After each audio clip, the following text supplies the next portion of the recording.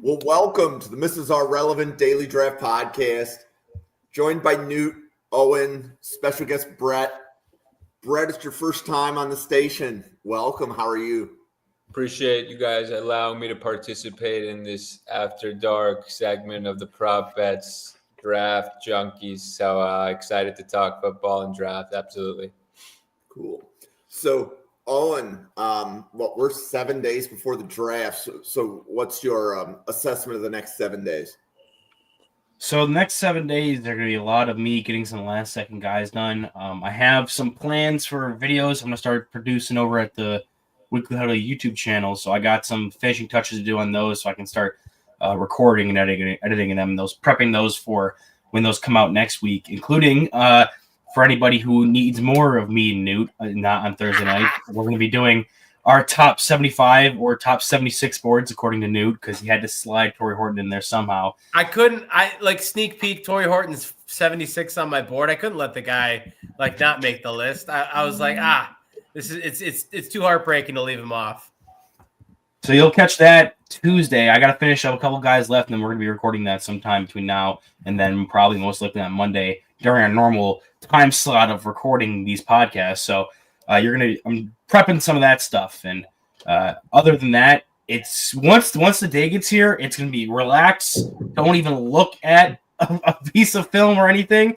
Maybe game plan some stuff for post draft, but I always host a draft party for day one. I requested the next day off from work.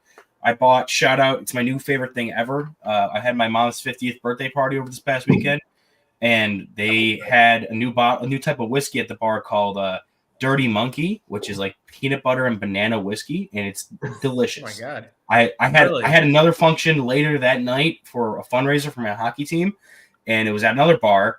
And I ended up winning like 2 bottles of liquor in a raffle thing. But neither of them were at the place. And I was like, dang, I was going to go home and pop one of these open. Where's the closest liquor store? I pull up to the closest liquor store.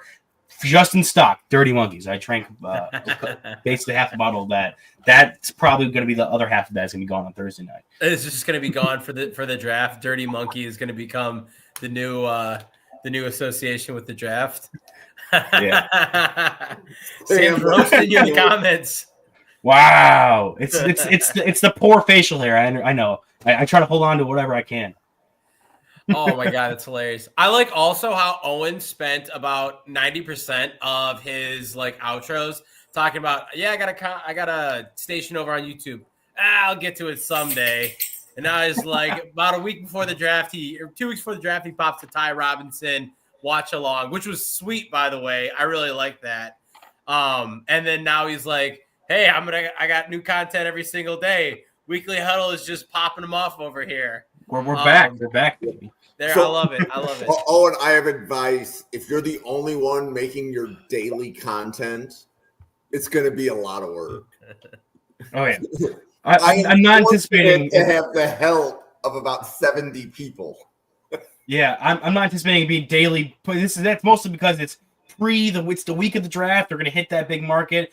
That post draft is probably going to be pretty close to daily too, because you're going to be covering all the different angles of who won, who lost, what's the rosters looking like post draft, who still needs to add from these crop of free agents or trades. There's a lot of stuff you can really dig into there.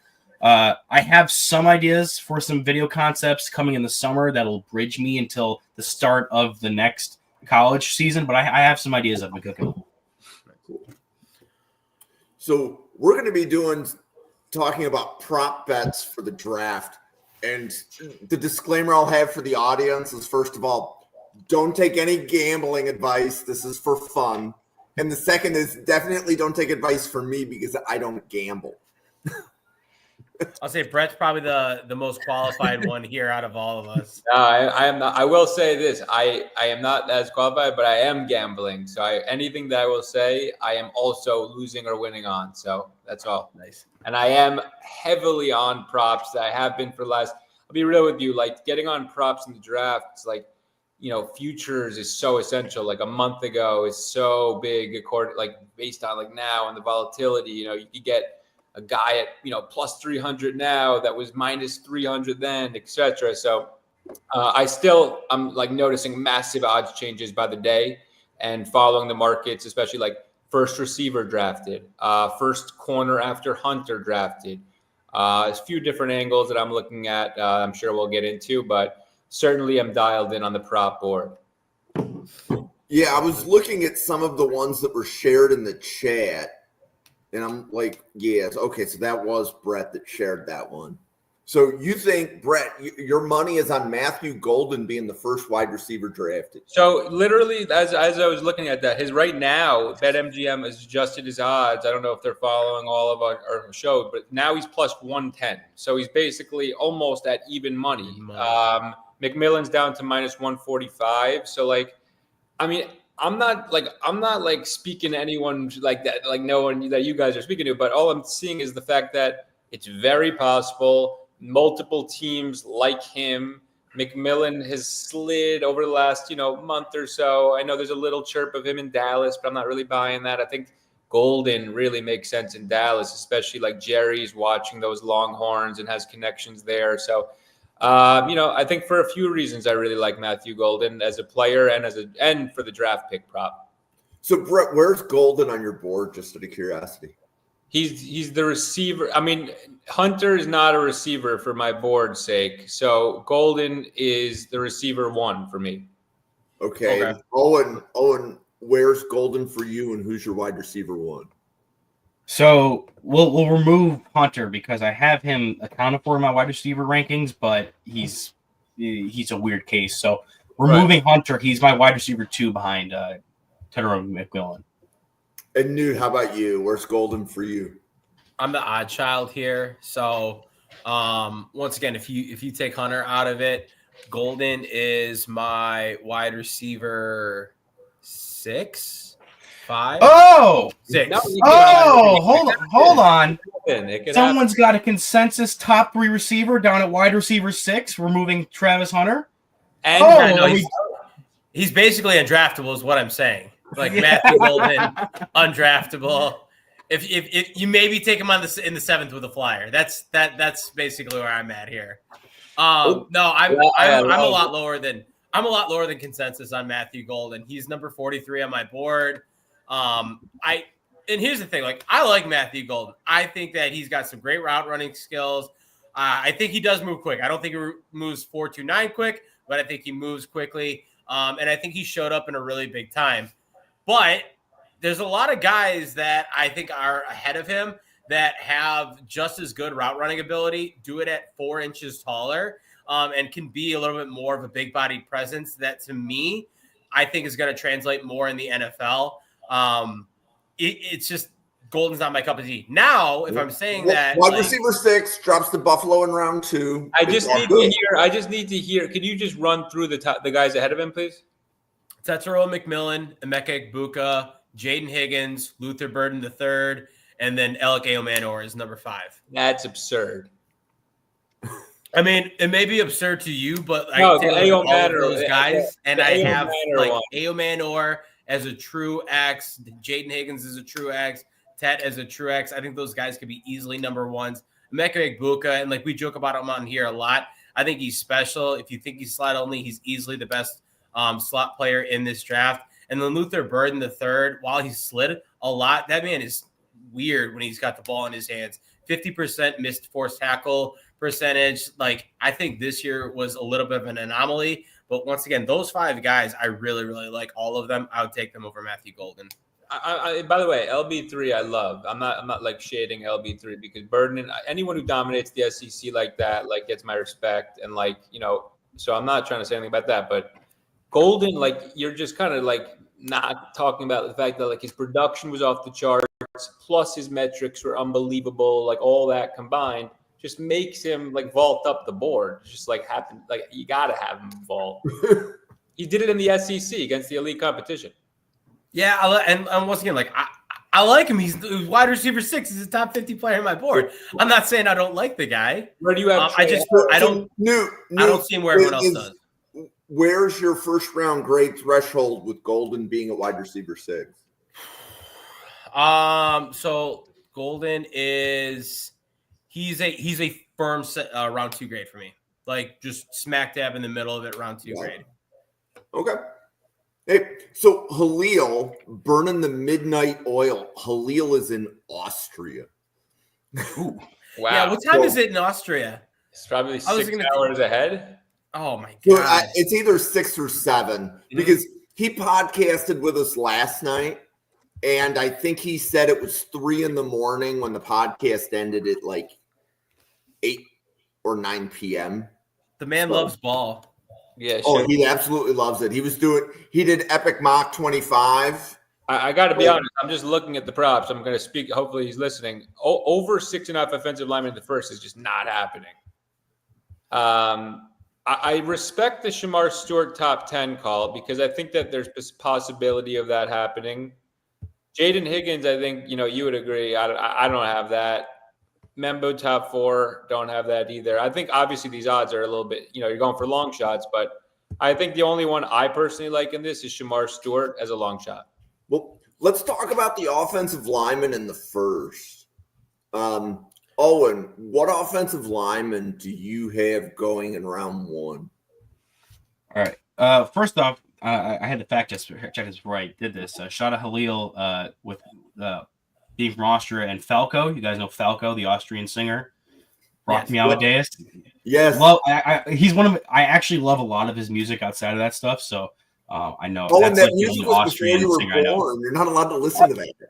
A lot of music I listened to was before I was born. Anything from 2001 and earlier was before I was born. So I was, according to Sam, 2004 and earlier. Owen just turned 21, apparently. But to answer your question, so with regards to offensive linemen that I have true first round grades on, I only have 2, and that's Josh Simmons and Will Campbell.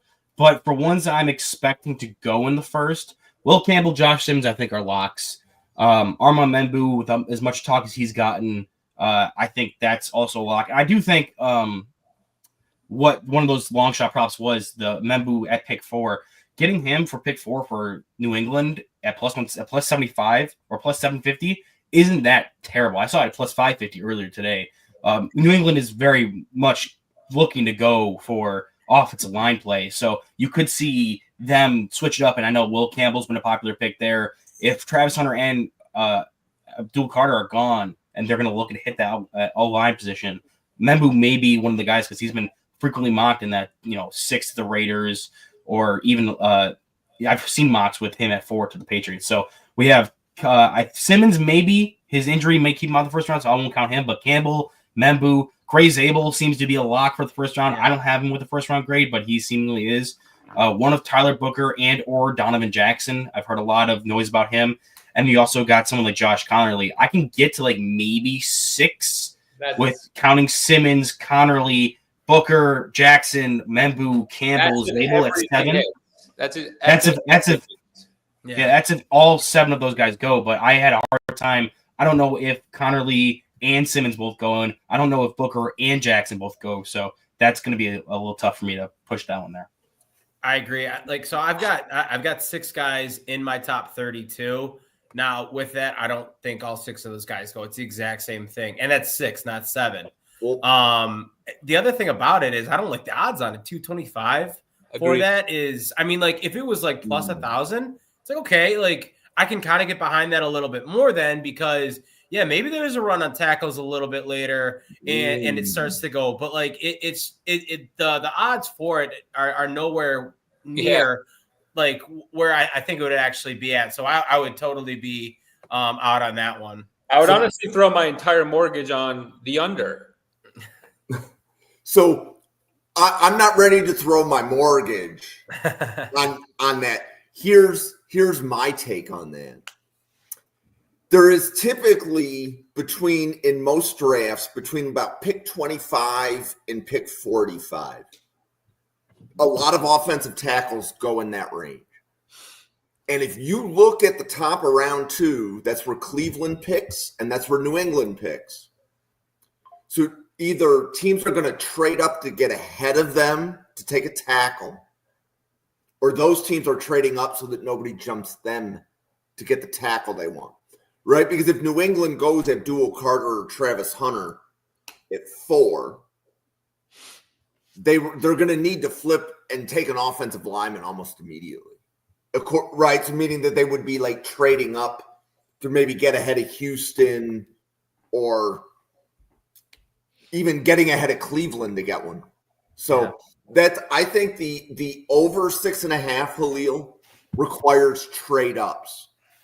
I don't think with the way that the draft order sits right now that I would see 7 going. But if teams are trading up, as that was pointed out here, that's how I would see that one happening.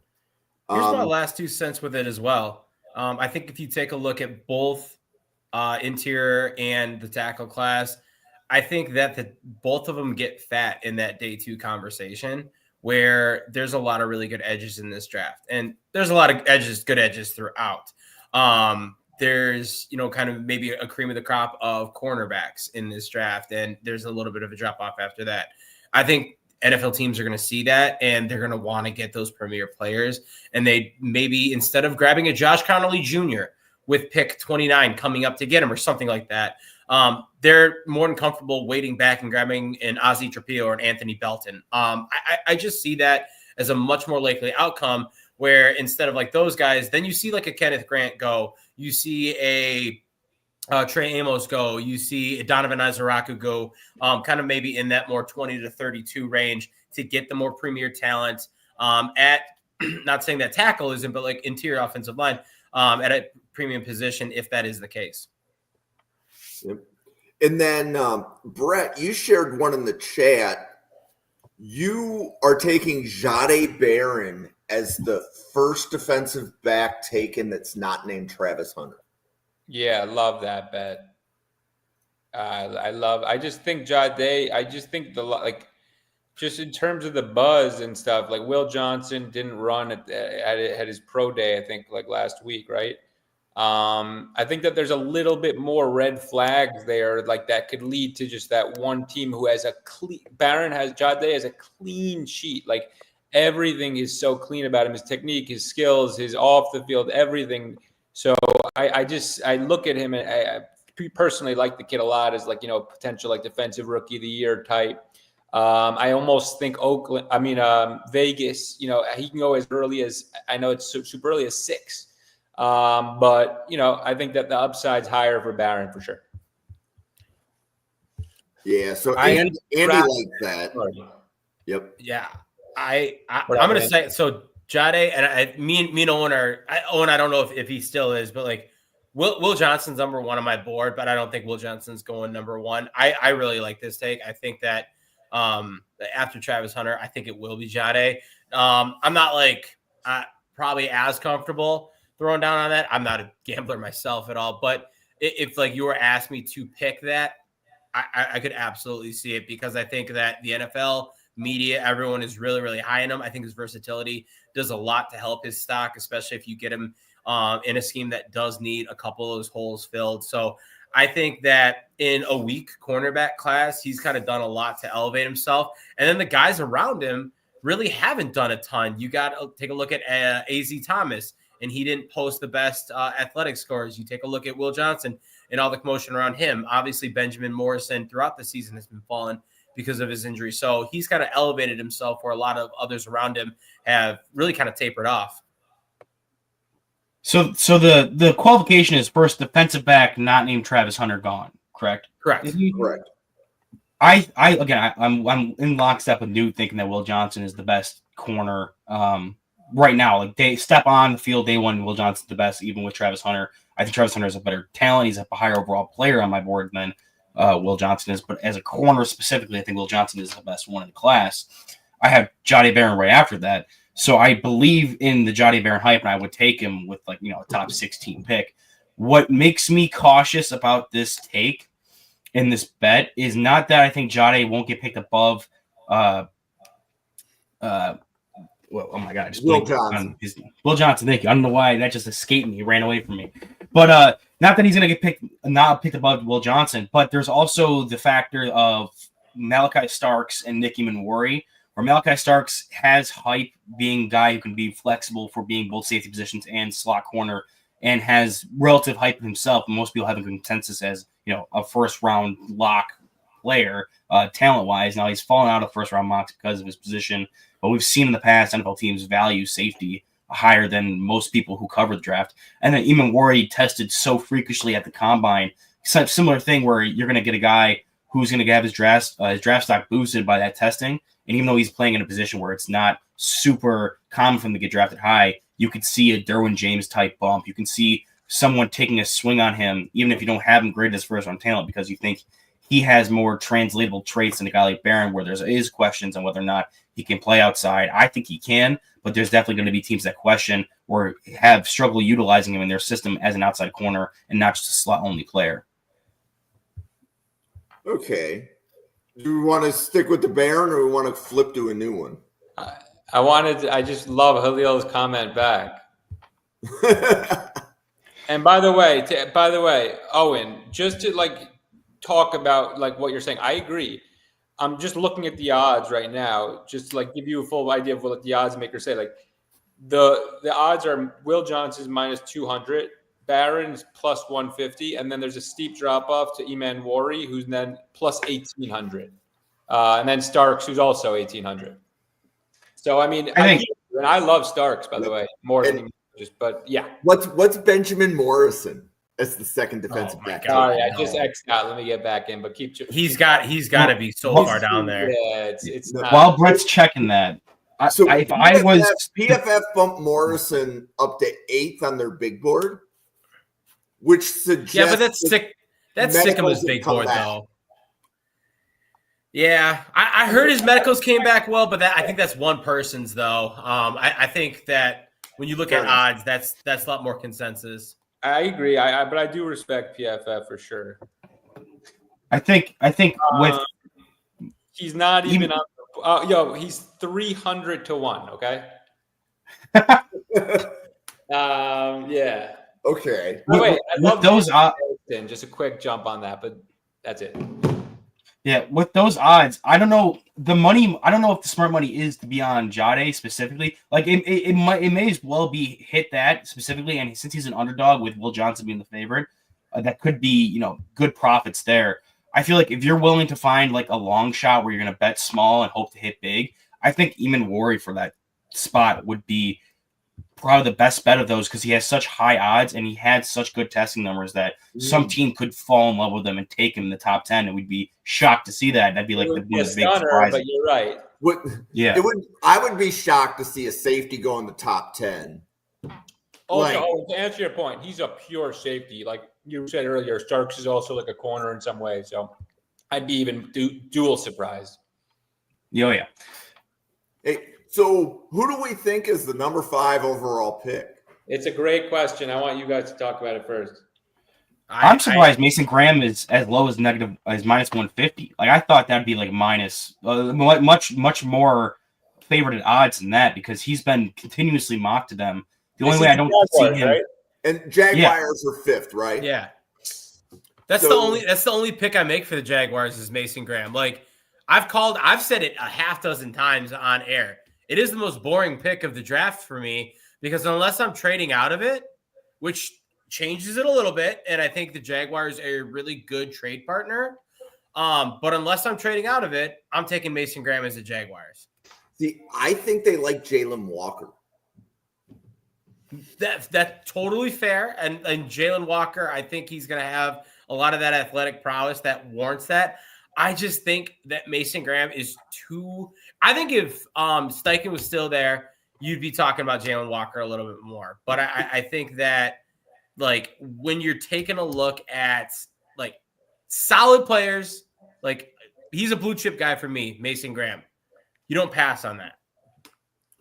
So which is the better bet, Brett? The Jahdae Barron one or the Will Johnson plus 3,300 at 5 overall? Hey, that's funny. That's a good question. I respect anyone who takes the Will Johnson one. I really want to talk about this pick because I have a heavy take on this pick, and it's been a market that I've tracked for about a month. So Genty to this pick was 50 to 1 about 2 weeks ago. As you can see, he's now 4 to 1. I think the Jags are taking Genty. I think that it just makes a ton of sense. They need blue chip talent. This young GM is 34 years old. He just needs to take a surefire hit. Like this is not a time to gamble. I think Mason Graham is very chalky and like a lot of just mock drafts, but I'd watch out for Genty there. The odds, as I said, have gone from 50 to now 4-1. And Draft Professor, the Jalen Walker stuff, I step aside on that because they just drafted that other Walker, right? The same guy, Trevon. Yeah. First Okay. overall. So I'm a little. I don't think they're going edge again. I could be wrong, but Genty to me makes sense as like the face of the Jaguars, which they could really use. I could see the Jalen Walker thing. So they have Josh Allen under contract. And correct me if I'm wrong, but they haven't extended Trayvon Walker yet, who was number 1 overall pick that year with Aiden Hutchinson and I'm forgetting the Oregon edge rusher, Kayvon Thibodeau. Like that was that group, and they took Trayvon at the beginning, and he just had a 10-sack season. I wasn't the biggest Trayvon supporter when he came out. He's definitely been better than what I thought he would be this early on in his career, at least what he was like his second season. I think a lot of his production was boosted from just going back and watching his sacks. Again, because I have kind of a motive to not hate on him, but not see him be as successful as possible because I was very vocal against Trayvon Walker at one. But so I went back and watched the sacks. A lot of them, there are some nice plays you see in there, but a lot of the questions you had when he was coming out of college was he going to be able to generate pass rush on his own? Because he was mostly just a benefactor of stunts and that Georgia front being historically great when he was there. And a lot of his sacks came from production working off of Josh Allen. They didn't really have interior pass rushers, but I could see them, wrapping this all back around to Jalen Walker, I could see them maybe going Jalen Walker, who is this hybrid linebacker edge rusher type, and using that as a way to not have to pay Trayvon, especially after he just had a large double-digit sack season, and he's coming in after having paid Josh Allen. I could see that working out, especially for a team that they took some swings on linebackers. They have Devin Lloyd, and Chad Muma was a second-round pick for them. They have players there that haven't really taken the leap. So I do think that there's potential for that to be the pick if they think that's where their defense is going to go and they want to manage that more specifically. Between Genty and Graham, with what their needs are, I feel like for them, Graham would be the safer pick than Genty, even though I think Genty is the better player respective to his position. I like pretty even when it comes to that, but when it comes to safeness of a pick and basing it on that, Graham they have a massive need at D tackle. He is consensus top D tackle, whereas you have players like Trevor Etienne, they had Tank Bigsby. So, and it's a deeper running back class as you get further down, whereas the D tackle class, it gets kind of top heavy once you get to the later days of day 2. So I could see the reasoning for Genty. For me, probably, and I do like to go with the long shot flyers. Like Tyler Warren at plus 2,600. They lost out on Evan Ingram. They currently don't have a tight end to fill that spot. Also, you have a player like Ted McMillan, who had, I think it was plus 5,400 or something like that in that range, where you have an offensive head coach who's coming over from Tampa Bay, who was coaching a Mike Evans type player there. And you have this guy who's being frequently comped to a Mike Evans type player in T-Mac. So he may want to take that swing and pair him with Brian Thomas Jr. So there's long shots I like. I think Graham is the pick there, and if you're going to go for the next best thing, it's Genty, and the odds reflect that. Yeah, I like that. It makes sense. It's something I hadn't thought about too much. I kind of stick with with that Graham idea, but it's not far off at all. I mean, Okay. It's 4-1 right now at FanDuel. I mean, it's still, to me, 4-1 is good value. Like I said, it was 50 whatever to 1, but still 4-1. And like I said, I'm gambling on it myself. I'm not throwing my life on it, but I would throw a little bit on it. So it was funny because I was actually getting ready to place some bets before the podcast, and I don't have any accounts, right? So I had to go to FanDuel and You got to call me next time. I would hook you hard. Verify my location. I kept hitting the button to verify location, and I don't know what it is with my Wi-Fi that it doesn't know that I'm in Ohio. So, okay. So here's one for pick 4. So this one's a By little. the way, bit Jim, just try another app. Oh, and I just ran out of time. So, yeah, I'll figure something out. For sure. Okay, this market. Yeah, this market has gone crazy. I mean, Campbell, when I was suggesting it, was minus 150 or minus 160. Now he's up to minus 240. I'm sticking with Campbell personally here, but I'm not betting it at minus 240. Yeah, I was saying. I think the one you sent had 165 or something like that. Yeah. Where that makes sense. I think it's. I've heard the whispers of Membu, where I get it. He's a pure tackle in my opinion. I know the height is a little bit smaller, and people have had the conversation on guard. I think he crushed the combine and really erased all doubts of that. I think the one thing that disrupts this a little bit is what happens at the top if it goes Cam, Travis, Shedeur, or if Shedeur goes in the top 3, I should say. Because even if Travis is there or whatever, I think if Shedeur goes to either Cleveland or New York, it blows this whole thing up. Completely a good call. There's an error in this one. Does anybody else see the error? They're missing a player. Travis Hunter. Well, Travis Hunter. They don't want to. They don't want to list him. Is it? Aren't the tea leaves saying that Carter is going at 3 to the Giants? So does this imply that Hunter is going to the Browns, and it's locked in, and people don't realize it? I'm starting to kind of I like Newt's call a lot. I watch out for Sanders blowing up this market because, like you said, if he goes 3, then the pick is either it's Carter, I think, right? Yeah, I mean, I think it's either or. I think if Carter or Hunter are there, right. But Hunter is now minus 100 to be the second overall. So let's assume it goes chalk. But I think they need an edge. Yes, they need help on their offensive line. Yeah, but they also need probably a new running back. They need a wide receiver. There's so many things that they need. Yeah, but they need an edge, and there is a blue chip talent sitting right there for you. I think you're 100% right with that, but I don't take a lot of stock into reports that come out, especially because there's a lot of things where agents will report stuff just to get their guys boosted up more and just kind of spread rumors to their own benefit. But if it does go chalk where it's Ward, Hunter, and Carter, if the assumption is that if Carter's there, the Patriots are hammering Carter, no doubt. If he's there, it blows that whole thing up. Carter becomes the overwhelming favorite.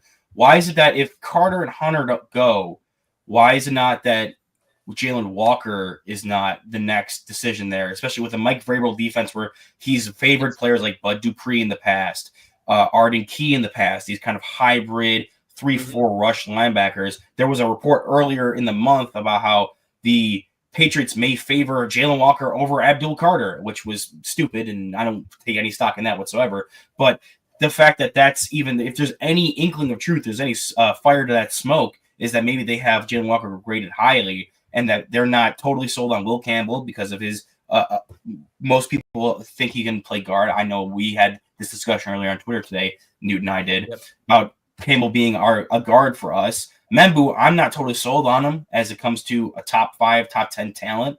He's absolutely athletic, but at some point there's diminishing returns for how athletic you are to when you need to start picking up with more technique-based play there. So what if is it that the plus 1,300, that's where the big shakeup comes in as that pick forward, Jalen Walker at 4 to the Patriots, if everything stays chalk previously.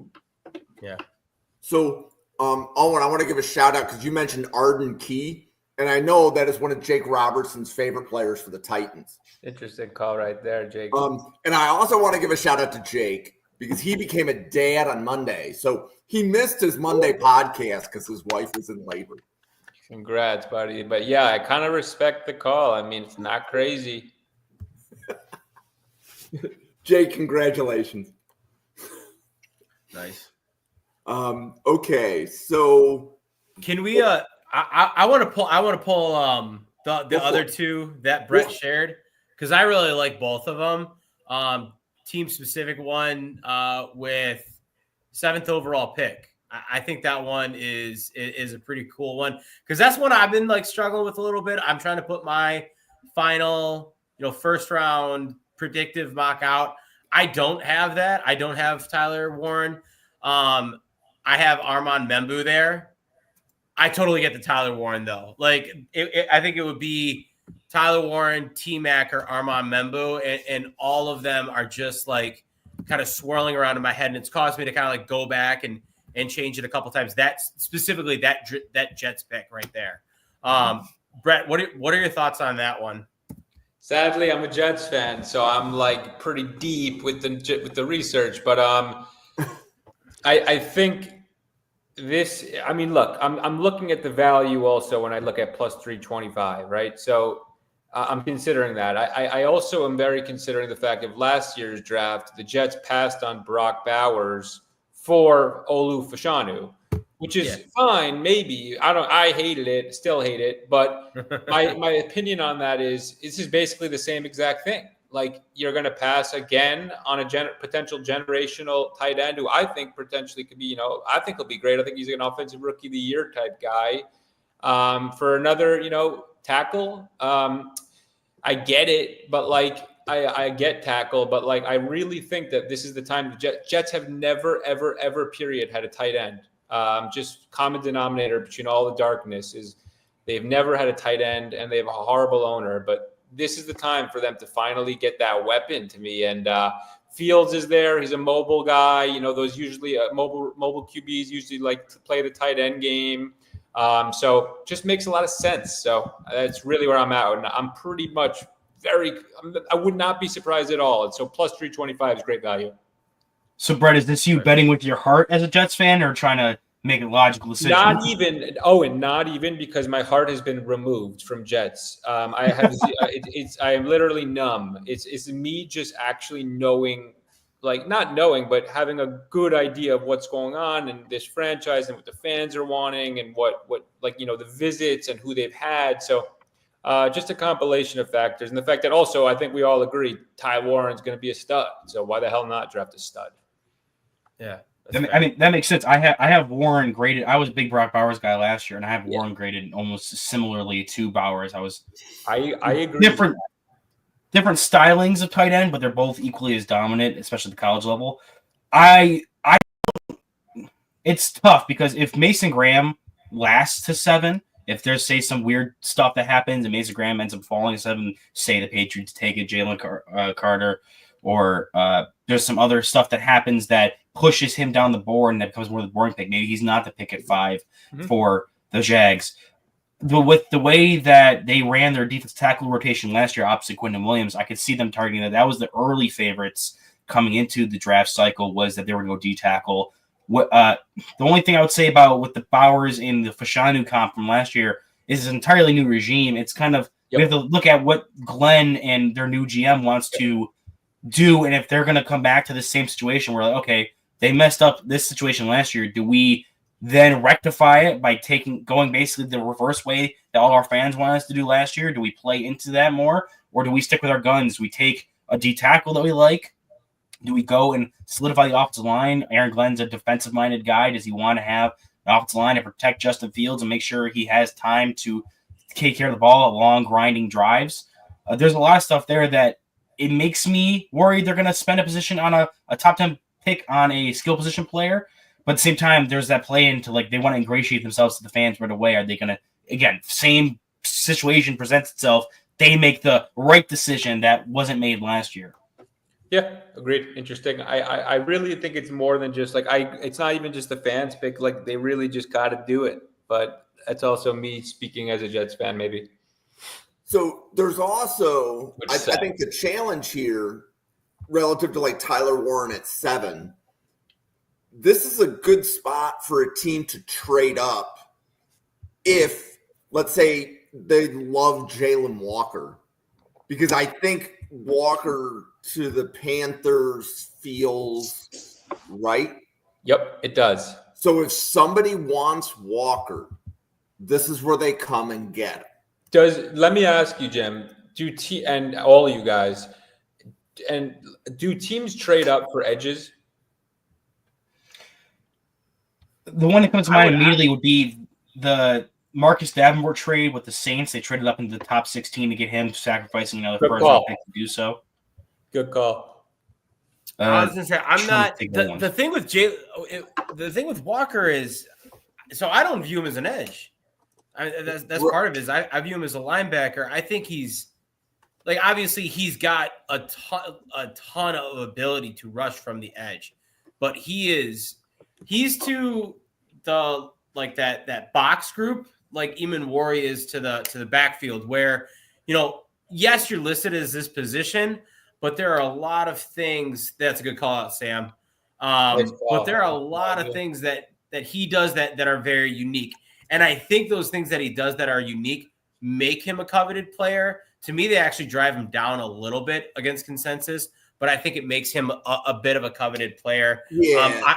I'm not saying he's Micah Parsons, but I'd compare him more to a Micah Parsons than like a pure edge, in my opinion. And that was where I was going, Newt. Like, I think, like, Brett, to your point, I think there's a lot of edges in this class where if you don't get one, there's a lighter version that you can get 3 picks later. But Jalen Walker, to me, is a more unique situation that if you're a defensive coordinator and you need a chess piece, how many other chess pieces are in the draft? Yeah, I mean, you could argue if somebody loves Mike Green, but there's red flags there. So, yeah. Julio with another edge trade. Keep them coming, guys. Yeah. Beautiful. I was asking seriously, by the way, so I'm glad that people are commenting. Oh, this is a very active chat. It's actually pretty cool that when we're doing a Draft Professor podcast that other draft professors are in the chat. This is just kind of like hanging out. So the Texans had the 2 and the 3 pick, right?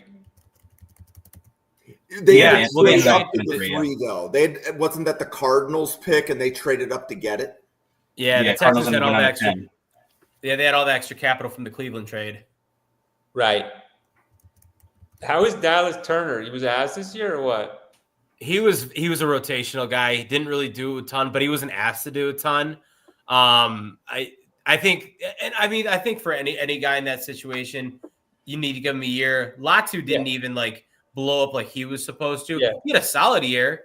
But I think any of those guys, you got to give them a year. Jared Verse is a freak. He accepts it, in my opinion.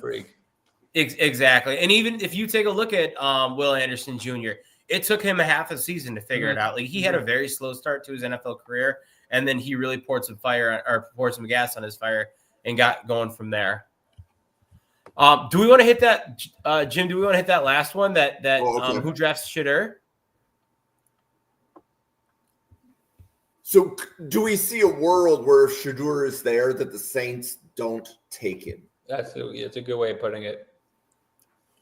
Right. Like, I mean, the Saints there would probably be 3 quarterbacks they could take. The world is this. There's 2 worlds. Jackson Dart, which I'm not buying, or they sign Rodgers, which I'm not buying. So I'll just say, there are worlds. Yeah. No, I think both of them are a little far-fetched. The thing that I heard, and Mike Renner was talking about this on Pushing the Pile, Saints have got themselves in such a bad way, and they're playing like they're content. And he said, it's true, they draft and play like they're contending for a Super Bowl every year. And from an outside perspective, like, everyone sees that team is nowhere near that. While you want to be competitive, at some point, do you just hit the pause button and say, okay, our team is ass right now. Like, Derek Carr going down was terrible for us. We've got still a cap situation. Like, they have yet to get past that. There's still a kicking the can down the road. Do we just kind of eat it, let Spencer Rattler do what Spencer Rattler can do, and helps make the decision easier for us, and then go from there next year? I know you're never planning for next year, but I mean, how much are you going to do to, like, waste yet again another top 10 pick if he's not the guy and you still have all these problems around the team? So it is interesting to see the teams that are like kicking the cap down the road, and right. So the Saints and the Browns are, and I could argue that the Bills and the Eagles are too. two of the teams are competing in the playoffs, and two of the teams can't get out of the drafting in the top 10. Correct. Like, hey, are there any prop bets for who's drafting in the top 10 next year? Jets.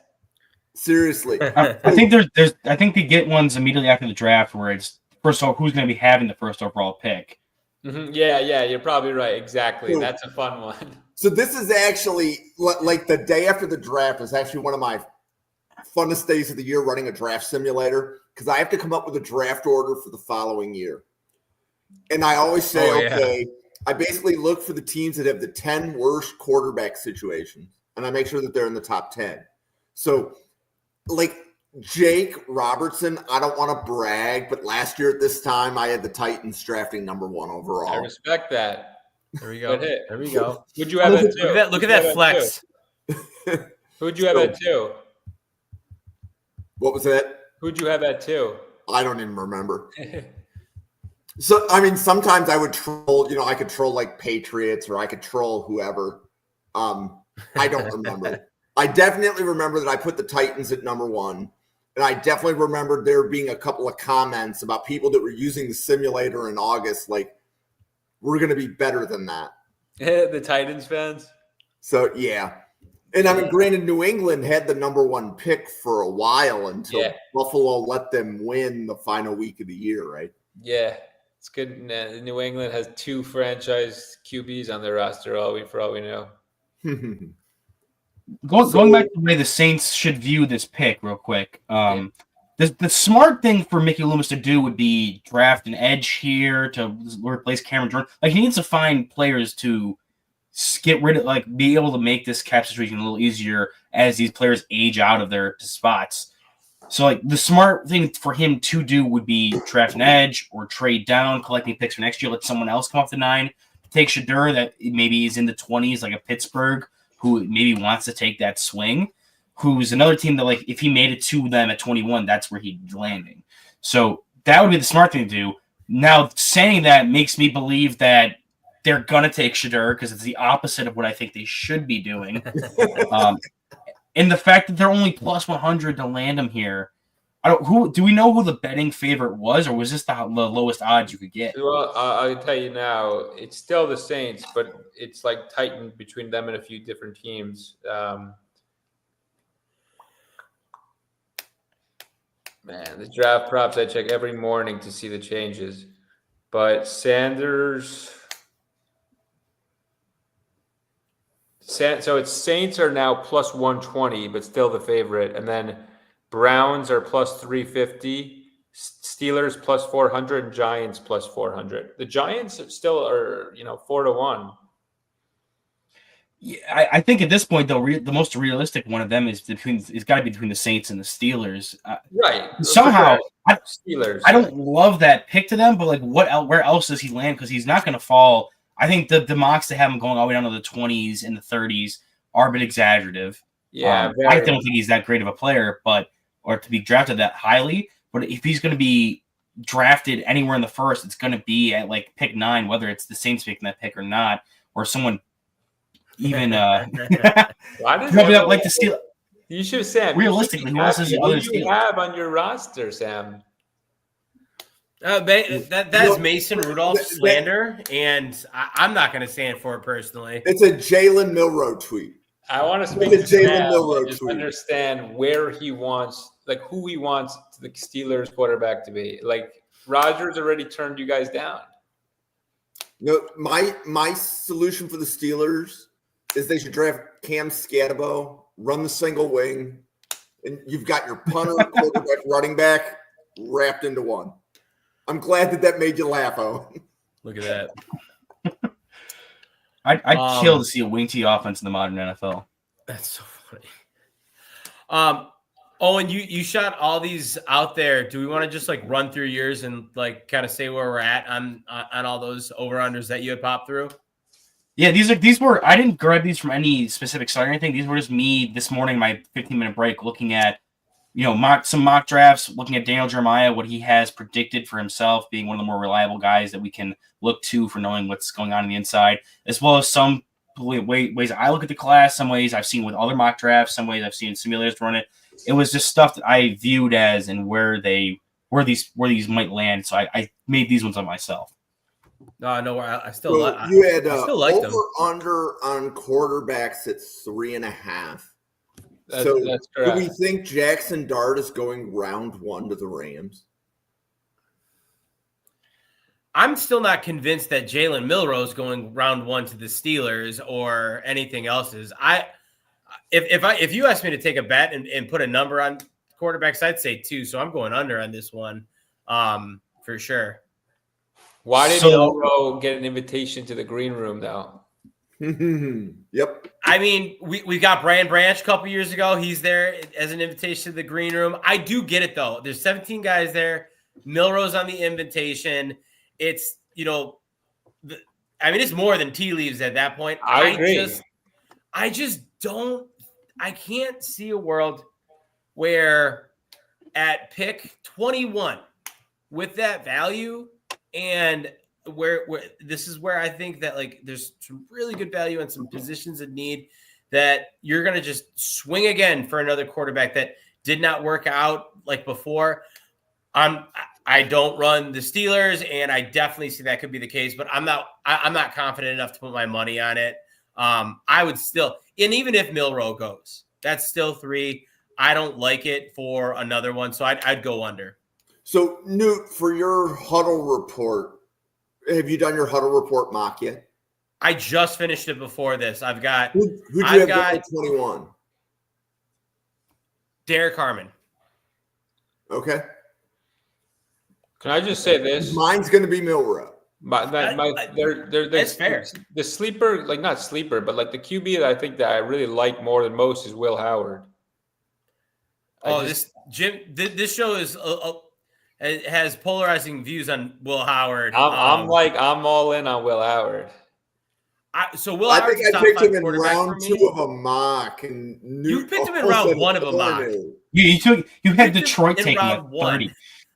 Oh, I don't okay, know okay. about where he goes in the draft. Okay. I really don't. But I think that he's going to be a second-round pick, but I think he'll be good.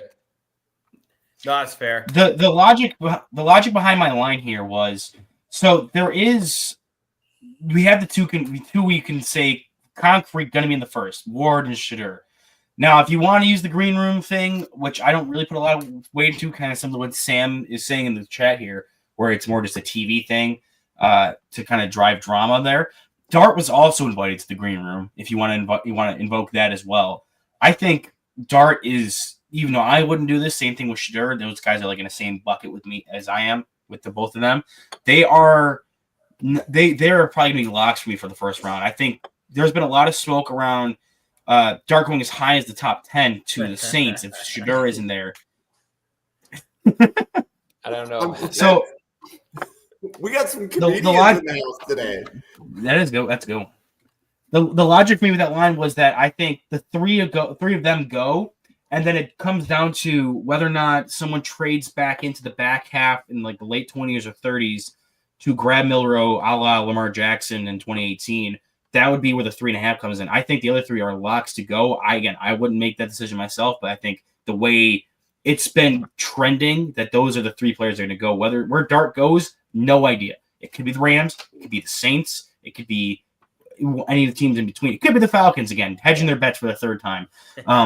But the fact that I think is there's going to be a concrete 3 there, and then there might be a 4th with that trade in the back end. So that's agree. where I set that line at specifically. No, I agree with the line. I think it's a good line. I agree with the line for sure. I think it's the right reasoning. And also, like, I think Buffalo, Philly, Kansas City, they could trade out of those picks for sure for any of those teams in this early second that want to move up, 5, 6 picks, no doubt. So that's where the over comes into play.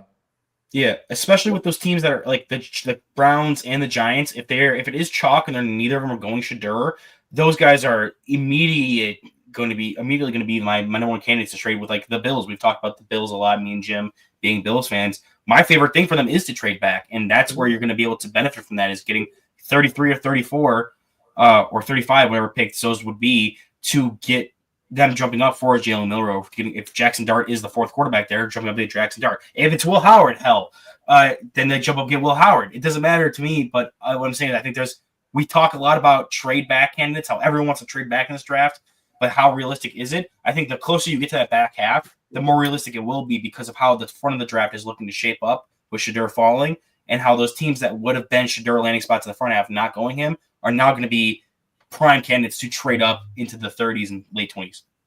Yeah, Bills for sure. Where are you guys at on the line? That's where I'm curious now. So Are you I would over take the the under? over on 3.5. I believe 4 are going to go. I believe it'll be Dart, Milroe, Sanders, Ward. Yeah, I will And if take I the had to over. pick landing spots, Dart to the Rams. There's been at least a little bit of smoke that the Rams might be going quarterback and a couple things to think about. The There's an Rams interesting don't have a thing with the second round Rams. pick. The Rams is an interesting pick. Yep. It's get your quarterback in a year early, right? It's one of those things is that they were trying to move Stafford already. And is it still Garoppolo, the back? Is he the backup for the Rams? There's no future. There's no future in LA right now. Well, Yeah. it's who's from Georgia? Was it Stetson Stetson Bennett. Stetson was Bennett, I like- think, is after He his was rehab. in rehab last year or something. Well, he's Right. back though. He Yeah. graduated. Well, Yeah, back he's from right. rehab. I've solved the backup quarterback. I don't think Stetson the story's done with him yet. I mean, he's there, but I get what Jim's saying. No, So, it's right. Owen, your next one was over under 3.5 tackles in round 1. Is Will Campbell a tackle for the sake of this argument? So for the sake of this argument, when I put it together, I did count him as a tackle, like as in he will be announced as offensive tackle Will Campbell on the podium of draft night. With whoever drafts him are going to announce him Will Campbell offensive tackle LSU. How now will we they specifically announce think Hunter? They're not going to announce Hunter as any position. They're just going to say Travis Hunter. Athlete. Right. Utility man. I'm gonna go over really quick. If we're going, I think Will Campbell is the catalyst to that. If he's in the tackle, I'm going over because I think Membu, I think Simmons, Banks, and Campbell are going to be first round tackles. I think Connerly even has a kind of like outside chance. I don't think he will, but I think he's got that like flirtatious chance to make it. Right. And Gray Zabel. Yeah. He could also be announced as But are they going to tackle. count him as a tackle? Are they going to? Would he be announced as a tackle too? There's been some smoke that Donovan Jackson's going to get announced as a tackle. I heard. That's true. I would take the over from the standpoint of there's not a lot of tackles. Correct. And there's a high probability. Is New England picked 34, 35? 34. Yeah. 34. So Yeah. high probability to pick 34 is a tackle. Wait, so New if you England? want one, pick yours New before England's 38. 38. New England is 38. Sorry. 38. Thank you. Yeah. I was looking at New York. So I would take the over on 3.5 tackles. So even if Campbell was not announced an offensive tackle, would you say the over would still hit from between Banks? If you're thinking Banks as a tackle, right? Membu, and then you have like Simmons. Connerly. Those would be the 4, I guess. I don't know who else would realistically be a first. Donovan Jackson, maybe Gray Zabel, maybe, but like, I think it becomes a lot harder if you don't count Will Campbell. And when I thought of it, I thought of it as Will Campbell is not one, and I was like, ugh. If you were to take Will Campbell away from that, I'd probably go the under. Truth be told. all right. Okay. The next one, total first round wide receivers, over under 3.5. So Brett, what do you think? Hunters are not a receiver, right? No, without counting Hunter. So this would be realistically, you got Ibuka, Golden, McMillan are your 3 locks. It's whether or not you think there'll be a 4th one coming in. Well, Hunter is do you so- think Whoa! Golden Did you goes call over Ibuka a lock? Did you call Ibuka a lock? Predictively new? Yes. I Oh did. my Yeah, God, Ibuka's there a it lock. is. Ibuka's a lock. So these two have been going back and forth on Ibuka for about 3 months. No, Egbuka's a That was stud. pretty funny. He's a stud. That's Egbuka's going hilarious. 23 overall to the Packers. Oh, don't you stop it right now. You get me too excited 7 days. 7 days. You're a out Packers from now. fan, right? Yes. You I guys, mean- you guys have some cool teams to follow, at least. Uh, No, I'm serious. Like your Sundays are not dark. oh my Well, the gosh. Bill, from the time I was born until I was 16 years old, it was not fun. Yeah. Yeah, Bills were tough. I was with you guys. We were with you guys in the cellar. Oh man. I was grinding with. I'd with love it, Trent Luka. Edwards and JP Lossman and the Bills. I would go under for this one. If it were me, I think that I'm not. This is the funny thing is like I think Ibuka is kind of the one that's like he might be on the line a little bit. I think it's going to be Tet. I think it's going to be Matthew Golden. And I think Ibuka does get in there. Ultimately, I think It's Burden. so that like what's that? It's LB3 or not. That's the bet. And that's the thing, and I don't know if he's there because I think there is in the media's eyes a little bit of a bigger step down from the next guys. So that was Crazy. my question was who, if you had to pick a receiver to hit the over with, so a fourth receiver to come in and hit that, who would your pick be? Would it be Burden? Yeah, I would say Burden personally. So I think it depends on which team's making the pick.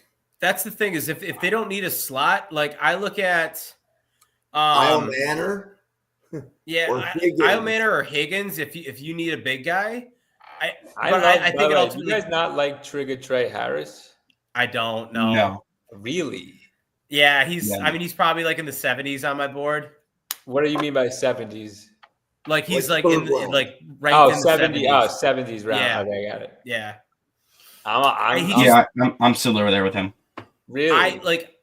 I like what he does for the game he plays. He's a strong receiver. He can make contested catches, but he's got to be good at contested catches because he just lives in coverage. Like I do not see him getting separation in the NFL. I think he was just so schemed up in Ole Miss's system. When he's got the ball in his hands, I think he's fun. I like a lot of the elements that he brings with that, like the use of his body, but he reminds me a lot of Xavier Legette, but almost like a step down from even his route running. So I just don't like it a ton. So this was my take earlier today that it was the first half of the take that spawned our pre-show French fry debate here. And Sam, you may be able to speak to this because of what you were just saying there. But someone I could definitely see being that Ricky Pearsall level jump, or I called it the Alex Leatherwood Award for a player that we don't anticipate being a first round pick and then getting selected. The skill set with Kyle Williams specifically, I could see being coveted more so in that back half of the first round. If teams are looking to hit on Golden, this more route running separator who has speed to his game, we're lacking like overall this draft class, top end speed with the top end talent in this class. Like not a lot of guys were able to hit that. So you got like Kyle Williams or Jalen Noel. For me, I'm not the biggest fan of Noel just because he predominantly was in the slot, whereas Williams showed he went on the outside. So my take was that if someone was going to, they really wanted Golden. They desperately wanted Golden. He goes 12 to Dallas, and they're looking for, okay, Burden, we don't trust him as a route runner. We want someone who can separate route running, has some speed to win down the field. We're not going to look at Higgins. We're not going to look at Iomanner, even though I think that Higgins is better, would be, similarly that. But looking at it from like an NFL perspective, Yeah. Kyle Williams has that skill set that you would see teams be like, oh, that's the guy. We don't think there's a lot of these types of dudes in this draft class. Let's grab one of the only other ones outside of Golden that there is, and that'd be the one where we're all sitting there like, Kyle Williams to the Commanders at 29. Holy crap, that's an insane pick. I agree. By the way, I love Kyle Williams. Where I'm thinking Kyle Williams is Titan second round. Like he was dope with Cam Ward at Washington State. And I think that could be a fit. So like maybe right away in the second round, that's where I got Kyle Williams. But I mean, I would be pretty stunned if he went first round. Yeah, that's kind of my. So why don't we pause for a quick commercial? Newt, would you like to introduce yourself to our fine audience and let them know where they can find your content? I would love to introduce myself to our fine audience. Newt Weston. You can find me most. Well, actually, man, this is a little bittersweet. Last show for the cycle, but normally here 9 p.m. Eastern time on Thursdays, talking with Owen and Jim. If you're looking for my takes outside of that, you can find me on the app formerly known as Twitter at NFL_Draft_Weston. I also run the website zerotechdraft.com. That's where I'm going to be next week getting my final big board up. I just finalized it actually today.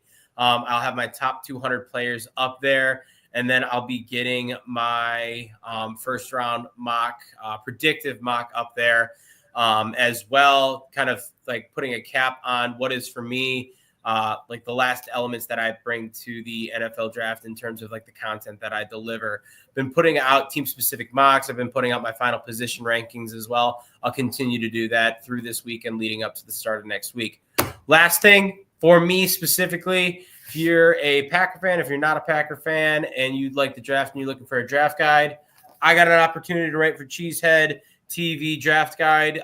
Dom C, who's a friend of the channel, as well as Brian Maffey, who is a draft professor, were also writers for that. They did a phenomenal job. The entire thing was put together in a really, really well done manner, and it's an amazing draft guide. If you're looking for one to pick up, would strongly recommend you take a look at that. You can find the information for that on my Twitter. But with that, once again, everything that I do here on these Thursday nights, this is the meat and potatoes of really my draft takes and what I have to say. Cool. Owen. Yeah, so when you're not catching me at my current day job, working in the scouting department over at University of Buffalo football, you can catch me here on Thursdays with Newt. We'll see how this evolves moving forward. Now that we're eclipsing the draft, we've been doing this for I don't even know how many months at this point, since like September, it's like 6 October. months, yeah. It's long. Yeah, 6. We've been doing this for half a year. Who knows? I'm not ready for this next step in our relationship, Newt. But but so yes, for moving forward and potentially still on Thursdays, we'll see where that goes. I guess that's a Jim call there. But now that I am taking more of a step towards producing my own content again over at the Weekly Huddle YouTube channel, in my free time, I have a schedule for next week, which being draft week. We have this show here Thursday. On Monday, I will be having a video drop that is all my guys team, both offense and defense, all 22 guys who are just I claim as my guys in that video. Tuesday, we'll be having a video drop with me and Newt discussing our top 76 boards because Torrey Horton had to be in there, which with us, that was one of the topics we were talking on these Thursday shows. Spoiler. We just ran out of time. Yeah. And then Wednesday, I'll have a 2-round mock, which is what I would do. And then Thursday, the day of the draft, I'll be putting out a predictive mock to be my entry. I'm doing a bunch of different draft contests, so that'll be my final entry for sneak peek. Yes, Sam, he is one of my guys on my linebacker team. And then on Friday, I'll be live over at the Weekly Huddle YouTube channel to react live to all the picks on day 2. So that is what I have short term, and then long term, I have a bunch of other plans. So you can find me over there at YouTube, on Twitter, or previously known as Twitter at Weekly Huddle. And again, potentially still here on Thursday nights. So, Brett, your first time on the channel, welcome. Would you like to introduce yourself to our audience and let them know how they can find you? Yeah, of course. Thanks for having me. Very active and mostly present on X, Twitter. My handle is posted here, Brett Hoffman Jr. Hit me up anytime. I'll answer you. Also on YouTube, I run a channel that's devoted right now pretty much towards the draft and a lot of draft props and betting and stuff of that nature called Draft Nights that I'm trying to get going a little bit more. But mostly present on Twitter. I also run an odds comparison website called GatorWagers.com. And it's helpful for the NFL draft too. You could actually sift through to find fifth overall pick odds, which sports book has the best price, because there is a lot of value in odd shopping if you are betting on this stuff. So get the best, maximize your profit on winning bets, and hit me up anytime. Always down to talk draft or anything else. But I appreciate you guys having me on the show, honestly. Awesome. Oh, man, I have had a good time. So as Newt pointed out, this is the last Thursday episode before the draft. We will not be live on Draft Professor Draft Night. I believe, like Owen, you said, you're live on Friday, and the Draft Professors may connect in to the weekly huddle stream. It is an open invitation to any Draft Professor that wants to hop in. I'll send the link in our shared group chat there. Okay. So it's a funny story, right? Because sometime in October, I emailed, Owen and the Herd Mentality Substack, and I emailed Newt, hey, would you like to do 5 podcasts and scouting reports? And that was in October. And then that turned into 6 months. So if your wives are saying, like, what did he wrap you into? I'm not sorry. He's a liar. But you can follow the channel at NFL Draft Fanatic, no I in Fanatic. It is the same on YouTube and X. If this is your first time stopping by, hit that like and hit that subscribe. The best thank you can give is the subscribe on YouTube. So thank you. We will have draft content every day. So we have podcast tomorrow night, Saturday morning, Monday, Tuesday, Wednesday. And then we're immediately going to be turning it around for 2026 draft content. So we're basically just waiting for this draft to end before we're about to blitz you with 2026 content. We're going to have some agents coming on the station. That's going to be like the May content. So how do agents see the draft process? So that should be fun. But with that being said, we have a couple of more bets that Owen dropped in. Total first round cornerbacks, over under at 4.5. Newt, you taking the over or the under? I'm going to take, so this is counting Travis Hunter, I'm assuming. Yes, Correct? This one would be counting Travis Hunter. So Hunter, Johnson, Jade, I think are the only 3 that are like, man, lock. I would put my, I'd put my mortgage on it to steal Brett's phrase. Yep. After that, I think that there's definitely the opportunity for 1 more or 2 more to go. But I think that, and I've said it a couple times, I think that like the 25 to 45 is really the sweet spot for those cornerbacks.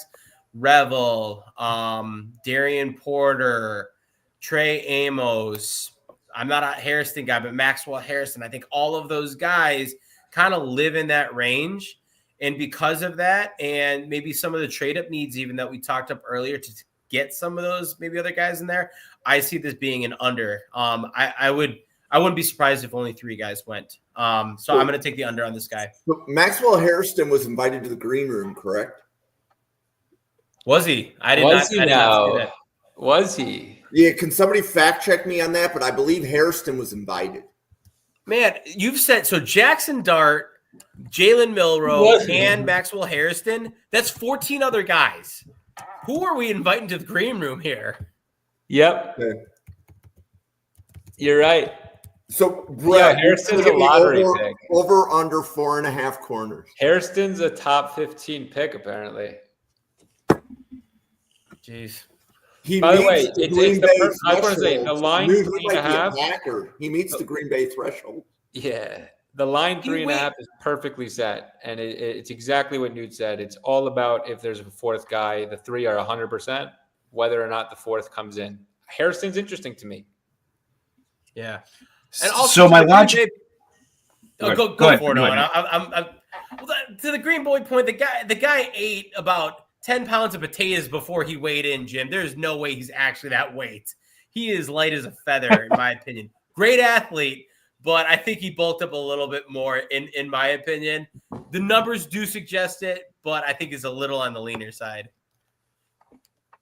So the logic behind it being 4.5, because I know the line, and I would say 3.5 is probably closer to what an actual line would be, and I would hammer the over on that because I think between Johnson, Barron, and Hunter, 3 of those guys are gone by pick 16. Like the top half of that draft is going to have all 3 of those guys gone. I think 16 with the Cardinals is a spot where one of them can land. You have the Dolphins, the 49ers. I'm not even counting the guys who are going to be looking at Hunter or Barron in the top 10 that we talked about earlier. So for me, it comes down to how many needy teams were there in the back half, the whole back half of the first, and how many corners could realistically be up there. And I thought between the Bills, Commanders, even with Marshall Lattimore's health questions and maybe playing opposite, the Packers and their Jair Alexander, situation going on there. There's a significant amount of guys. Yeah, so there's a significant number of potholes there that I think could land corner. That I thought there's definitely going to be a fourth one there. Now the question comes, who's that fourth corner? And then for me, I was sold on 4 corners are definitely going to be going for me personally. Just between how many teams are going to be looking to get one, especially after a run as early as there's going to be for corners in my eyes. In this mock or in this pretend mock in my head.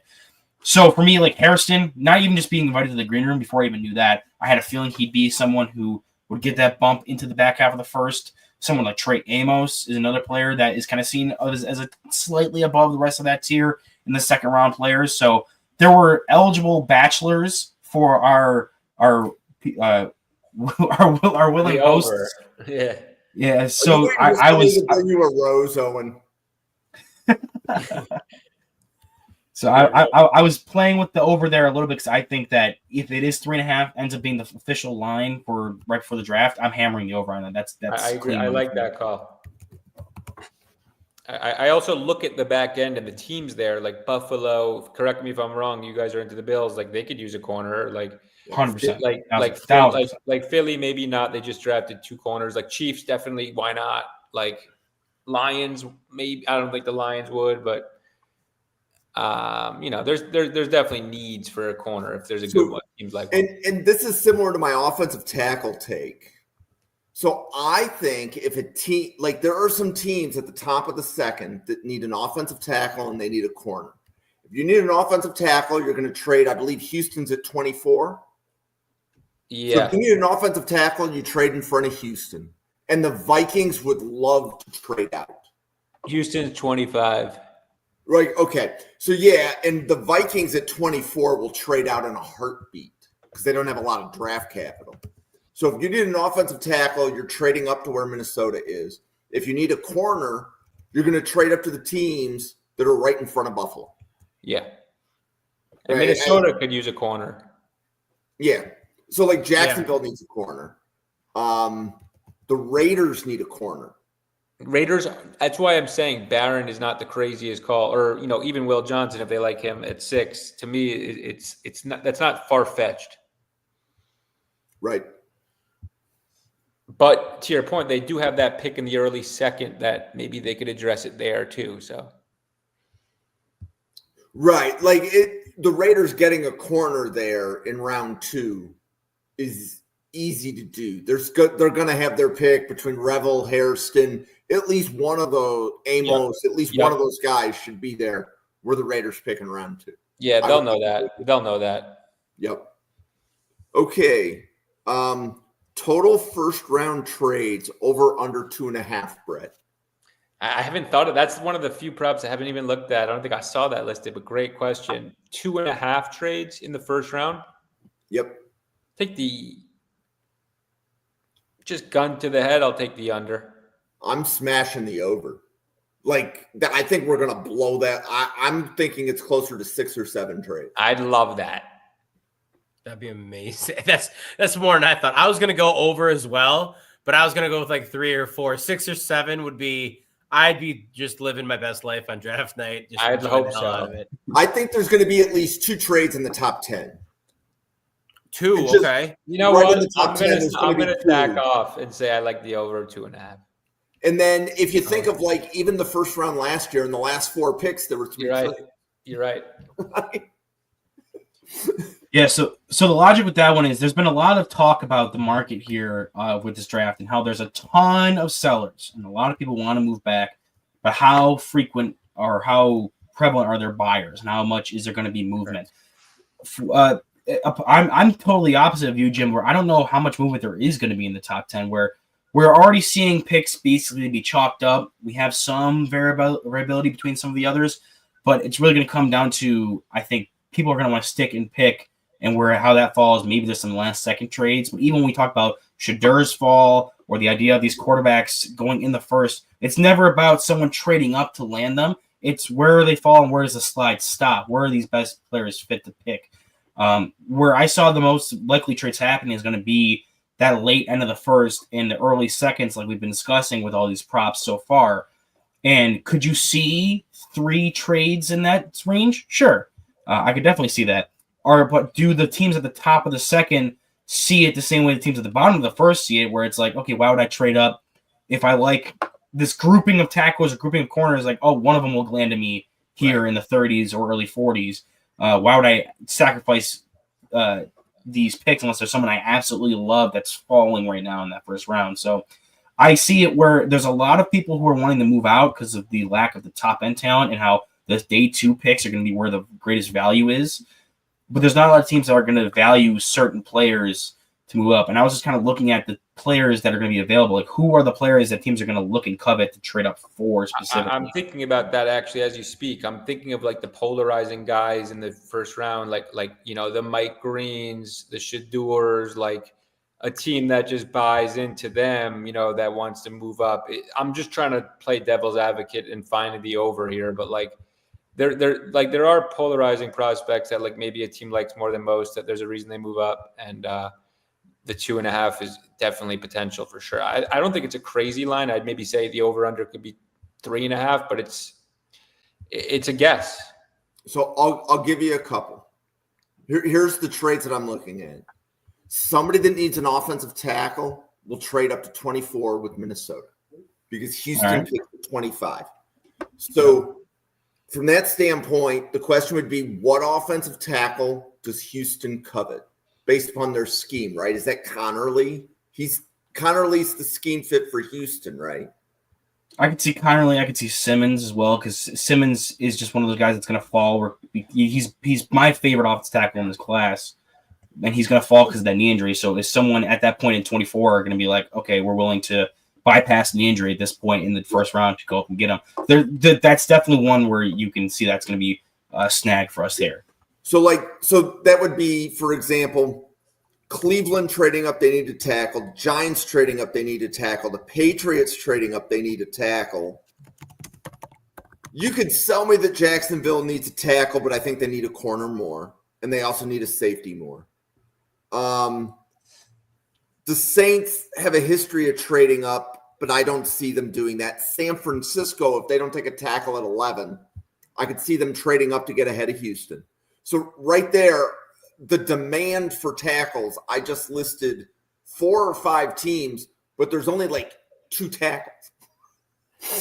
I also think Kelvin Banks goes earlier than most think. Yep. And then I love Banks, so I would love to see that, just to kind of see a little validation in terms of how I view him. Do you like Cam Williams too? I don't at all.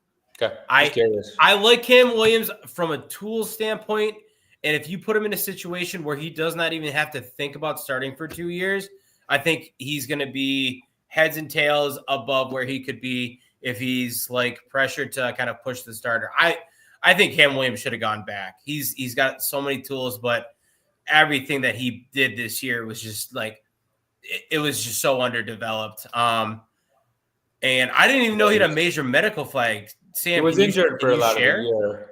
Well, he had the injuries, but like, is there something that's kind of, stemmed up beyond that, or is it just the consistent injuries? I honestly didn't look into it, but I good to know you love Banks.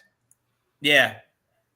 I don't know. I just like a little bit of a tangent. What are your thoughts on Cam? I'm not like an offensive line junkie. I'm not going to like BS like anyone. So like I just am following like projections. I also like watched a ton of Texas football, and like, yeah, he was just like an omnipresent offensive line tackle play that like you just see is like moving bodies is like big part of the offense. And like I went to a Longhorn game, and like a lot of the people there were telling me this guy's a stud. So like, you know, I just think he's got that pedigree, and he looked great in the season. So why not? Yeah, no, I get that for sure. Okay, hey Brett, I've got one for you, and actually Sam Teets would love to hear your opinion on this one. Sam Teets hates everything I'm saying. Walter I love it. Nolan, over under pick 31.5. It's a really good line. It's a really good line. I think I want to just look at my chart because I also like put my little over unders together, and I believe I have Walter Nolan right in that area. So I'm going to be honest, like I'm not confident to say like one way or the other because I think that he's in that area. If I were to take a side, I'd take the under because, you know, he looks like he's that one of those SEC Bulldog defensive tackle types. And like, you know, those guys usually play out pretty well, whether like they're Ole Miss, Texas A&M. So I take the under if I were betting on it. Dude, Where do you have him? So grade wise, I have him. He's in my top. We've talked about how many D tackles I have in my top 16 there. So he's in my top 16. He's my D tackle 3, I believe. He's D tackle 3 ahead of Harmon and Grant. So I have him definitely being talented wise ahead of that spot. But from what I've been seeing when it comes to, like I said, I've perused a lot of mocks, took count of a lot of stuff I've been hearing in the national media as well as some other people I've been talking to, that I know is tapped into stuff, that the most likely landing spot for him is like the Chiefs at 31. That's like the favorite for him to land for a lot of people. There's landmines ahead of them for where he could land, especially if someone identifies the talent that, you know, I believe you do as well, see him as having, being a guy who can be that a true first round player and not go before 31. But there's been some concerns about character, and then for some reason or not, some people just don't like some of his play style. So I've seen him in round 2s and mocks a lot as well. So I feel like if he's going to go before 31.5, it's going to be, I think your bet here is going to be he's going to be selected by the Chiefs. And if not, then he's going to be past 31.5. So we did a Fangio scheme fit episode with EJ and a couple of others. And that was Cole. They both love Nolan to the Eagles. I don't know that Nolan would get by Howie Roseman. That's they said him in a Fangio defense would be a really good fit. So I got 2 things. Number one, Mowgli's really trying to make a second appearance on the show. I'd love to see. And I appreciate the hell out of that because the first time he popped up was like he took down Owen's whole setup. Yeah. And so here's I'm gonna be the oddball. I've got in my mock I'm gonna submit. I've got him at 11 going to San Francisco because I think he's too good of a talent. I think Kyle Shanahan's gonna see that, and he's gonna be that kind of system. And once again, Kyle Shanahan's not making the picks. I understand that. But, you know, Kyle Shanahan is a pretty damn loud voice in the room.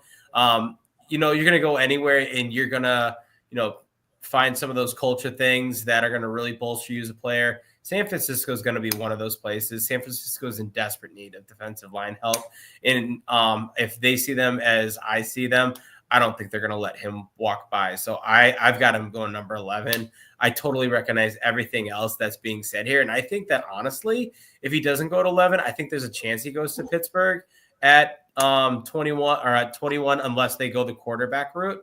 But if not, it's, and I know Ryan Sparks is like Bengals at 17, Bengals at 17, Bengals at 17. But I think that there are some big gaps, like he could go here, gap here. But I think that San Francisco and they don't let him walk. Damn, you're reporting, bro. That's not your opinion. It's okay. Brett, I assume that you know Sam, right? I know, but I like him. I love that. Cool. Okay, so the last one. First wide receiver, not Travis Hunter, drafted. Actually, that's the I covered second that. one. I'll say we talked about that one, didn't we? We did that sort of with the golden one. Yeah. Okay, so do we want to skip that one and go to like Owen? I really like your last one. Yeah, we can hit that one now. Yeah. So most surprising player, not a first round pick. So you're basically saying who's the surprise player that drops to round 2? Yeah, that's exactly what I was. This one's kind of getting away from prop bets and more so just like pick your player that you think is going to fall out of the first, call your shot. There's always a couple guys each year that we're kind of surprised is continuously mocked in the first, is kind of seen as a lock, and then he ends up being there and going in like the early 30s. And you're like, okay, the slide finally stops. He's there. He's finally taken. So Yeah. what are we feeling here for? And it can be anybody we've talked to at this point, or even some guys we haven't mentioned so far. Nick Emenwari. Okay. I like that. I mean, that's a good potential. I mean, is Luther Burden a answer here, or he's not even considered a first round pick, really? No, I like that because I think a lot of people think he's going in the first, but I've seen him drop out of the first in some of the mocks we've done. I think that's legit. Yeah, and then I'll also say I think Hampton goes a little further back than people think. That was going to be my second choice if I didn't do Emenwari. Maybe not first round for Omarion.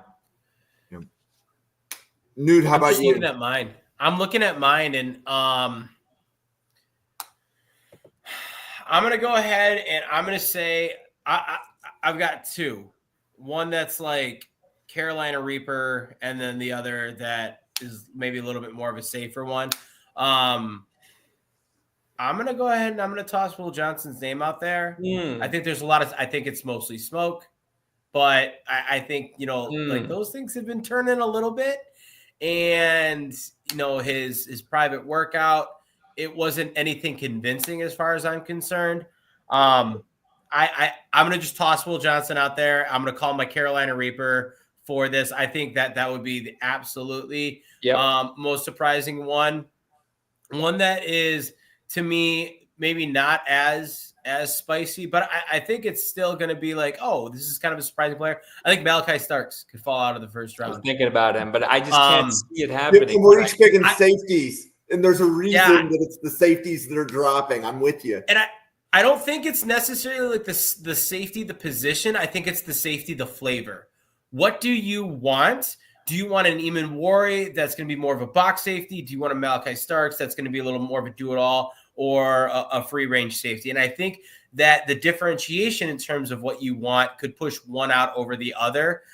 So I'm going to say maybe a little bit more of a safer pick. I'm going to say Malachi Starks. I respect the call. I think one team could pick Emenwari. All of a sudden, there's not really a Starks fit for the next 10, 15 picks. So yes, I hear that. I'd just be surprised, man, because he's a stud. Oh, I love him. He's in mine for sure. Campbell call out. So I thought of Jihad Campbell too. I did think of that one. I like that one, Sam. Yeah, Jihad Campbell, man, interesting. He went up the board and then now down the board. I feel like. All right, Owen, I have two of them. One is, as Newt would put it, Carolina Reaper hot, and probably is the one that I'm most out on actually happening, but would definitely hit this topic, and I've just with trends and stuff like that. But I'll cover the first one first, and I'm going to say Kenneth Grant. He tackled out of Michigan. Yep. I mean, as a Bills fan, I'm praying to God that happens, because then you can trade up and get him in the first half of the second round or trade back and still land him. But there's been a lot of talks about him being there at 30 in the first place, even though like I have him graded as a true first round guy. He's top 20 on my board. He should be gone way before that. But these people who are tapped in and understand what's going on, that maybe some people see his pass rush upside as lower than most others do, or that there is going to be a longer timeline for him to eventually develop one of those in the first place, where he's going to be more of a one-note player right away. So I don't agree with it, but I've definitely seen that as something that's going to be like more likely than some of the other options to be like, wow, I can't believe Kenneth Grant is still here at pick 33. The other one, and this is the one I don't think would happen, but I have made some arguments for, is what would happen if Tedrow McMillan fell out of the first round. I love it. So we've seen him slide already down to the 20s. He was originally like top 10 player. Yep. Me and Newt, I think we're consensus. Like we thought he was a top 10 player in this class. Like we love him. He's great. He's got the size. He's got a bunch of stuff that players that have that size shouldn't be able to do, and dominate at the level he did. But you've already seen this slide with him. We've talked about Golden jumping him. Aguka potentially has jumped him. If you see Travis as a wide receiver, then all of a sudden he's already at wide receiver 4. And if you're a team and you're like, okay, we can take this guy in the 20s, or we can wait. If we're looking for a guy who's bigger bodied, maybe one that can separate a little more, Jaden Higgins. If you're looking for one that's more down the catch point, you can just wait on him and avoid him and go with Eli Manor. If you're looking for more of a deep threat, Trey Harris. I know he's popular with some people in the media, especially like Brett. You're a big Trey Harris guy. Yeah, like Trey Harris. Some of these other receivers can hit the same notes as T-Mac, but not be the exact same cost as it would to get him. And then you have enough teams that are like, yeah, I'll pass on him. Yeah, I'll pass on him. Yeah, he's not the type of receiver we're looking for. We have someone else in mind, and he ends up being picked 34 or 35, and that's the number one storyline coming out of round 1 is how is Teteroy McMillan still available at the start of round 2? And that was kind of the essence of that question I was going for, was like, who's the guy that no one's mentioning their name at all for round 2, sliding to round 2? We've seen people talk about, Dart Milrow, just to ramp Sam's one. Burden has been talked about as maybe potentially being a round 2 guy. Even Murray and Starks being safeties, you can definitely see that being a possibility. Simmons and Campbell, injury-wise.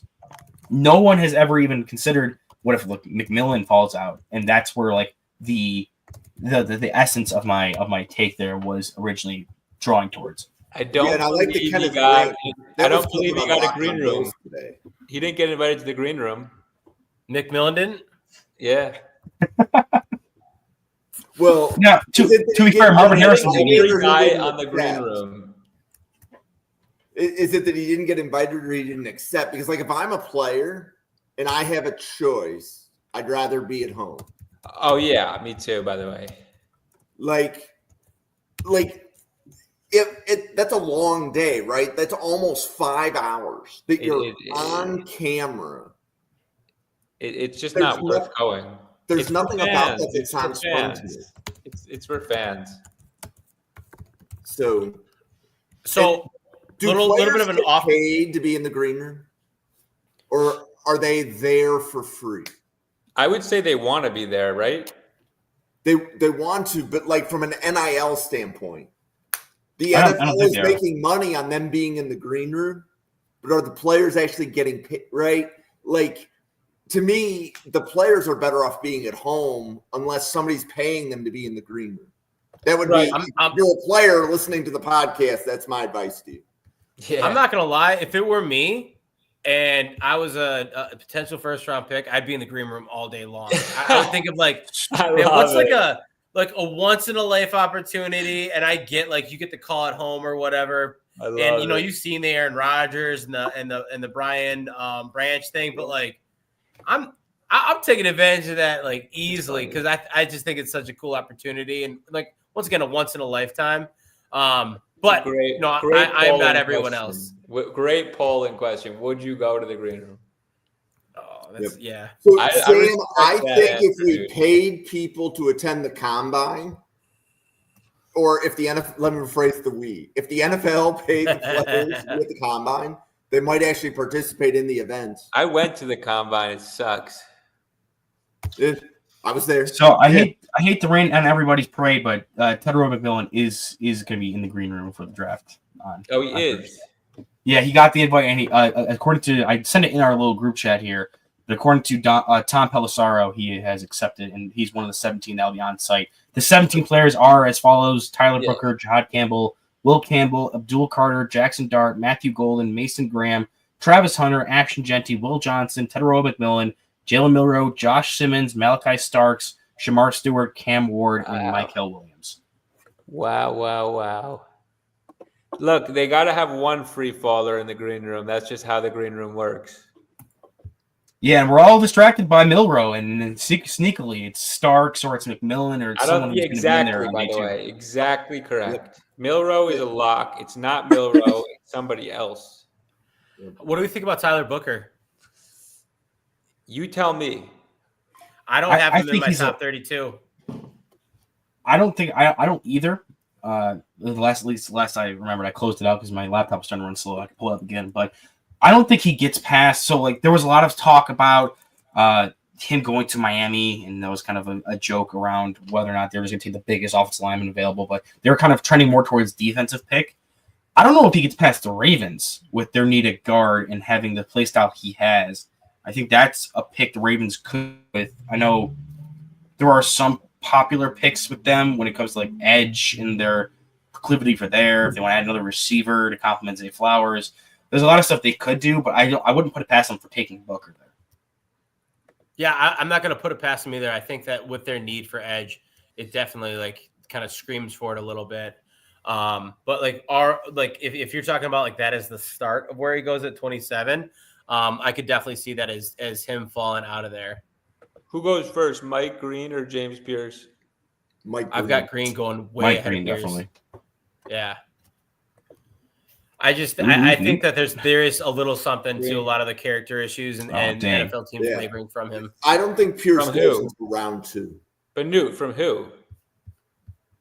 What do you say? So what do you mean? Like the character issues. Which guy? Pierce. I think both of them have it. I think Right. that when they look at Mike Green, they look at a couple things that happened 4 years ago and are obviously like serious things to like discuss around. Right. Where I think with Pierce, you're looking at things that are like going on right now. And I've mentioned this before. I'm not saying character issues like he's a bad guy, and like he, in my opinion, hasn't done anything like wrong. But I think that like there's questions like very similar to Kayvon Thibodeau where it's his love of the game, his lack of effort. And Right. I do want to clarify that because I do hate it when like, and I just did it there. Like he doesn't have character concerns. He's got effort concerns. Right. And I right. think that there is maybe a little bit more of awareness towards that. I agree. But yes, both guys have like off-field elements that are definitely going to play a role. Right. Okay. Are we ready to close this down, guys? Yeah, last prop bet I'll throw at you is that I like the Dolphins to draft a cornerback. It was plus 300 like last week. Now it's plus 200. I know they're trading Ramsey, so I'd watch for like, Jade or Will Johnson at 13. There's some value there, but small prop. I definitely like that one. Jade Barron, when I submit my huddle report mock, He's a Fin. Jade Barron is going to the Dolphins. He looks like a Dolphin. I like that one. But Cool. yeah. Well, for the 70 podcasters at the Draft Professor, for Brett, Owen, Newt, myself, thank you very much for watching. It's been a great chat. Great seeing a lot of Draft Professors in it. We will see you on a podcast again tomorrow. Thank you so much.